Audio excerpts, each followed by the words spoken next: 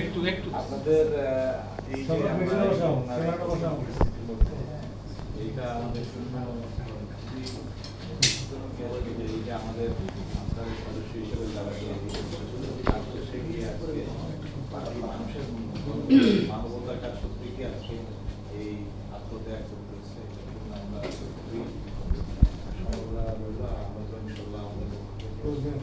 এই যে আস্থা সদস্যরা যারা আমাদের বিভিন্ন জায়গায় মোতায়েন করা আছে তাদের এই আত্মত্যাগের মাধ্যমে আজকে আমাদের মতো এই অর্গানাইজেশন